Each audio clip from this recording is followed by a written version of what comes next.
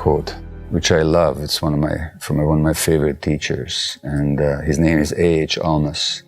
And he says, your conflicts, all the difficult things, the problematic situations in your life are not chance or haphazard. They're actually yours. They're specifically yours, designed specifically for you by a part of you that loves you more than anything else. The part of you that loves you more than anything else has created roadblocks to lead you to yourself.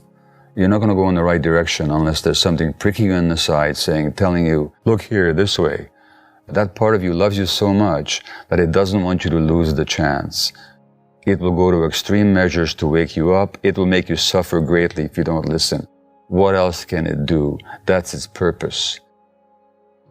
I found this to be true of physical illness and mental problems and everything. You got to see, what is the teaching here?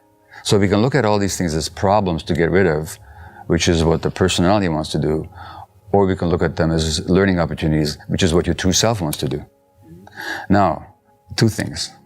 One is you talked about intention in life. So my wife and I had a holiday recently in Costa Rica.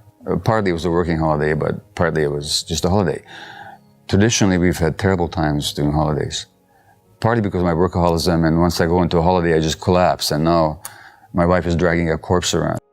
So this time, we actually went into the holiday with intention.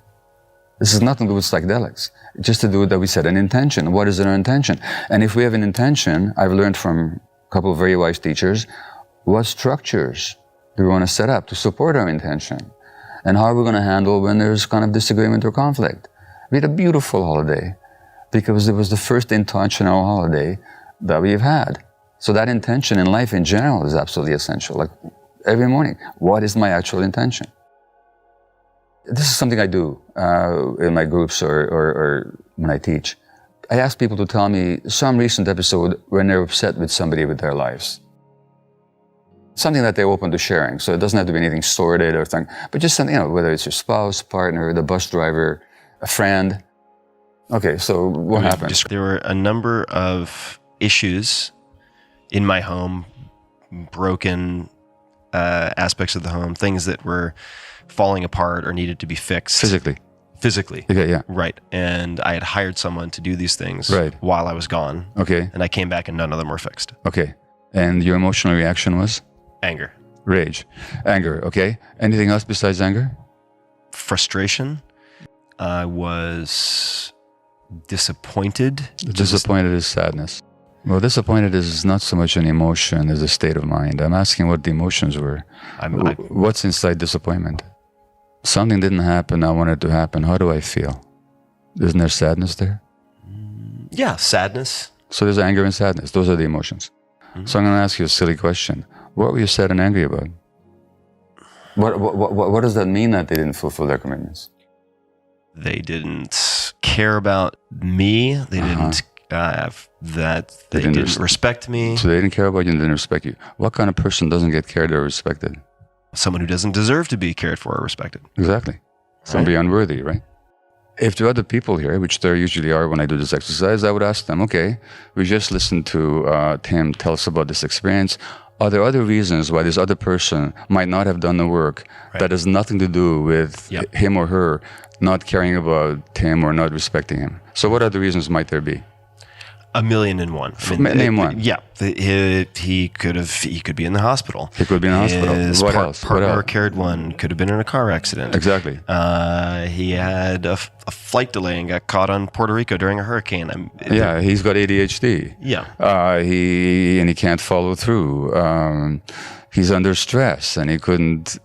Okay, and any number of possibilities. Yeah.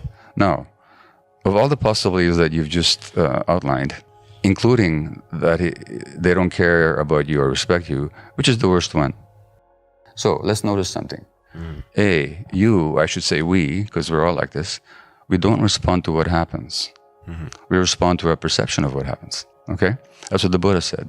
It's with our minds we create the world. So that if you'd found out he had ADHD or he was stressed or, you might have been sad for him, but you would not have been angry and you would not have been sad. So, first of all, we don't respond to what happens. We respond to our perception of what happens, to our interpretation of what happens. Number one. Number two, of all the possible interpretations, we choose the worst one. Thirdly, what I just said isn't true. We didn't choose it. It's not like you went through all these possibilities and you said... It wasn't multiple choice I chose. You didn't do that. Your brain jumped there automatically, right? Mm-hmm. The question is why? Yeah. Now here's the learning. First time in your life that you felt hurt and angry, that when you perceived somebody didn't care about you or didn't respect you? Or has it happened before? And most people I talk to, it goes back way back into childhood. And that's what trauma is. We don't respond to the present moment. We respond to the past. But along the lines of our discussion, it's a beautiful learning opportunity. Now you get to know. Now what if you assumed for a moment that you're the most lovable, most worthy of care, most worthy of respect person in the history of the universe, and this guy doesn't do your home? What's your response? Any number of the other options which does not trigger an intense negative emotional state. Yeah. So something in you, I would argue, still believes that you're not worthy of care and respect, and that's what gets triggered. So who's the one that doesn't care about you, and who's the one that doesn't think you're worthy of respect? No, it'd be me. It'd be you. No, that's a learning. No, it is. And this is exactly what you're talking about. You're saying how these difficult things, how these problems are always teaching opportunities.